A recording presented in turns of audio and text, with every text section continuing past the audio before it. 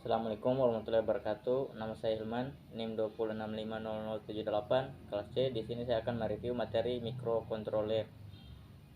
Dan microcontroller, yaitu adalah sebuah komputer kecil yang dikemas dalam bentuk chip IC yang dirancang untuk melakukan tugas atau operasi tertentu. Pada dasarnya, sebuah IC microcontroller terdiri dari satu atau lebih inti prosesor, memori, serta perangkat input dan output yang dapat diprogram. Dalam pengaplikasiannya, pengendalian mikro yang dalam bahasa Inggris disebut dengan microcontroller ini digunakan dalam produk ataupun perangkat yang dikendalikan secara otomatis, seperti sistem kontrol mesin mobil, perangkat medis, pengendali jarak jauh, mesin, peralatan listrik, mainan, dan lain-lainnya. Penggunaan microcontroller ini semakin populer karena kemampuannya yang dapat mengurangi ukuran dan biaya pada suatu produk atau desain dibandingkan dengan desain yang dibangun dengan menggunakan mikroprosesor dengan memori dan perangkat input dan output secara terpisah. Lalu berikutnya diagram blok dan struktur microcontroller beserta penjelasan singkat tentang bagian-bagian utamanya. Yang pertama adalah CPU atau otak dari microcontroller. CPU yang bertanggung jawab untuk mengambil instruksi, menerjemahkannya, lalu mengeksekusinya. CPU menghubungkan setiap bagian dari microcontroller ke dalam suatu sistem. Fungsi utama CPU adalah mengambil dan menkode instruksi. Instruksi yang diambil dari memori program harus diterjemahkan atau melakukan decode oleh CPU tersebut. Yang kedua ada memori atau penyimpanan.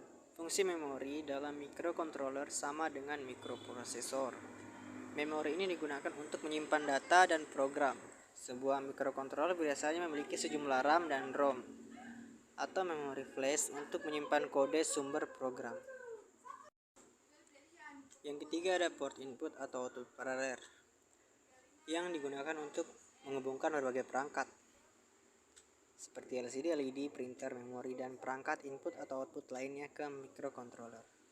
Yang keempat ada port serial.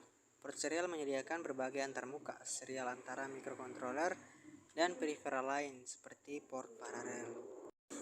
Yang kelima ada pengatur waktu dan penghitung atau timer dan counter yang berfungsi, salah satunya berfungsi sangat berguna untuk microcontroller. Microcontroller mungkin memiliki lebih dari satu timer dan counter, dan semua menyediakan fungsi pengaturan waktu dan perhitungan di dalam microcontroller.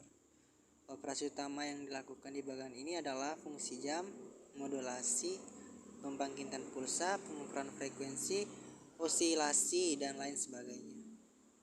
Bagian ini juga dapat digunakan untuk menghitung pulsa eksternal. Dan yang keenam ada analog to digital converter atau pengkonversi analog ke digital ADC. Konverter ADC digunakan untuk mengubah sinyal analog ke bentuk digital. Sinyal input dalam konverter ini harus dalam bentuk analog, misalnya output dari sensor, sedangkan outputnya dalam bentuk digital.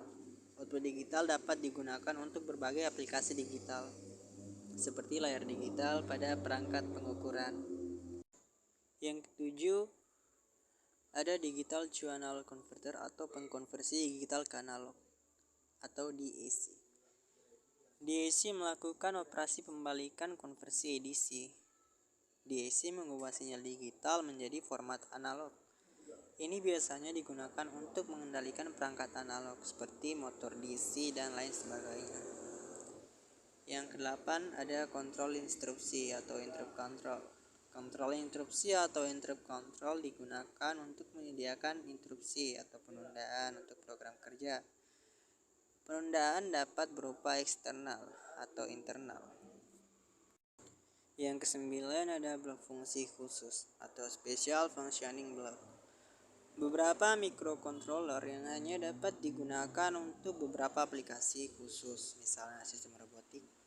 Pengontrol ini memiliki beberapa port tambahan untuk melakukan operasi khusus tersebut, yang umumnya dinamakan dengan blok fungsi khusus.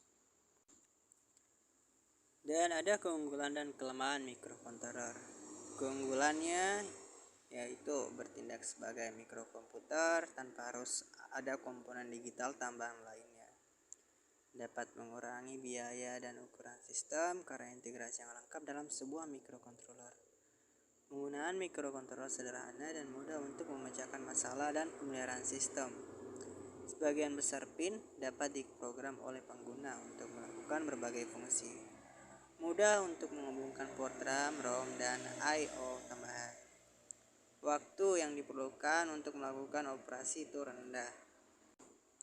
Lalu ada kekurangan dari mikrokontroler, yaitu mikrokontroler memiliki arsitektur yang lebih kompleks daripada mikroprosesor.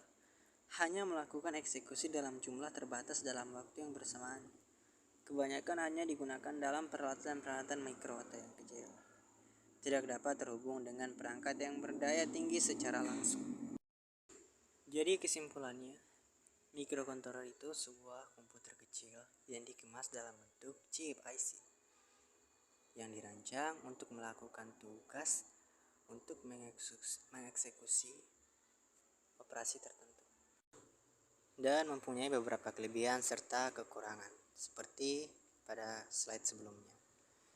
Jadi itu saja materi pertama. Wabillahi taufiq wal hidayah. Wassalamualaikum warahmatullahi wabarakatuh.